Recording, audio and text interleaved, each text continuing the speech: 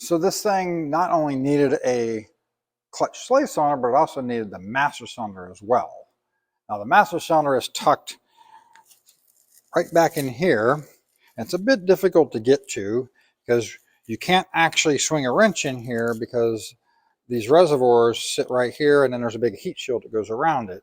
So you need to take the heat shield loose and move the reservoirs. So I went ahead and sucked all the fluid out of the reservoirs.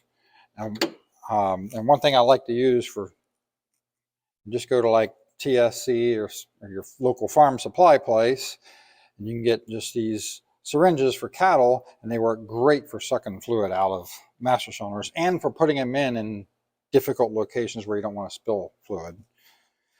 So once I got this out of the way,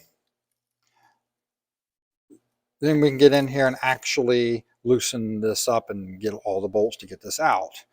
Now getting the pin on the pedals is a whole nother story, but you just got to twist and jam yourself up in the footwell to get that out.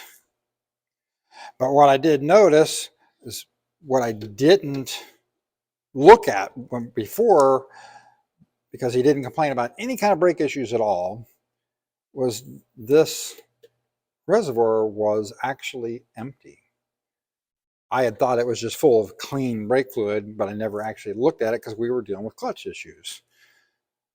So on these Series 2 E-types, if you're losing fluid out of that rear reservoir, then what you need to look at is you need to find out if it's sucking through the servo here, which is probably what's happening.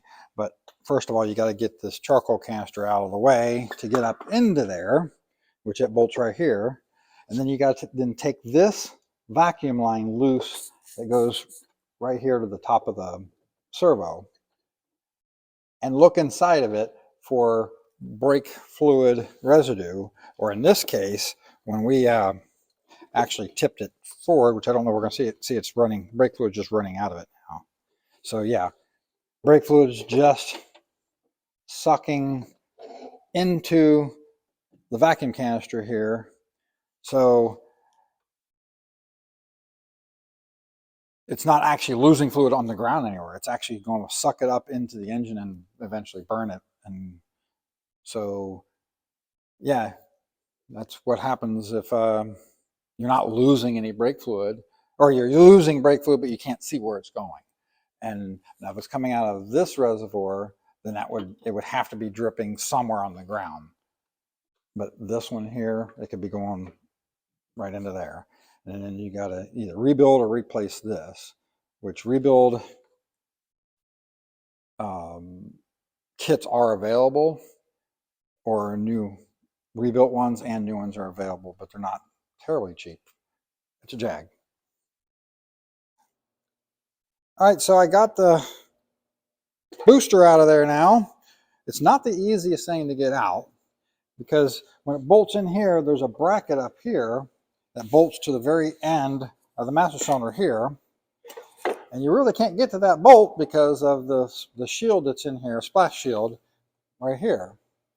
But in order to get to the bolts to get this out, you got to get the battery tray out to get to these bolts, and then you got to take these rivets out here, unless you want to cut that seal and make it a two-piece seal instead of one piece, which I don't want to do. But then once you get that thing loose from there, and the bolts going through the firewall, which you get through from the inside there, which you got to take some of the carpet off to get to, then you have to take this lower panel out to drop it down through the bottom because it won't come out any other way.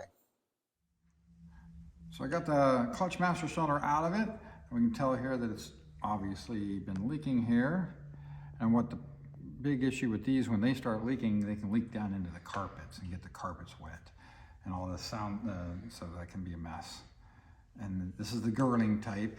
We know because it's got the spacer on the back of it here. The other Dunlop type didn't have a spacer, but you can convert to the Dunlop by adding a spacer. But we got the new one right here. This is the only one currently available, at least through Moss, and direct replacement.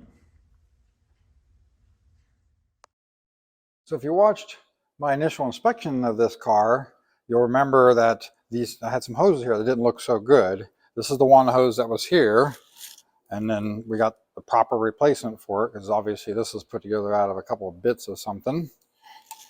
And then the one that went up here, which is supposed to look like this, somebody had just put a piece of straight hose on it that looped around.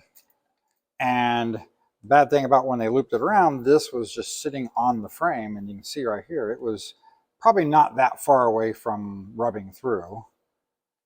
But once I got it apart, this here was completely plugged solid. There was nothing getting through here. And for about 3 inches back, I stuck a screwdriver in there, started working it loose, and yeah, it was in there pretty good. So it was a buildup of rust and old gelled antifreeze, because the old antifreeze from the 60s and 70s wasn't as good and would gel up a little bit worse than today's antifreezes will. So while we're in here, we're going to probably end up completely flushing the cooling system before we get it back to them.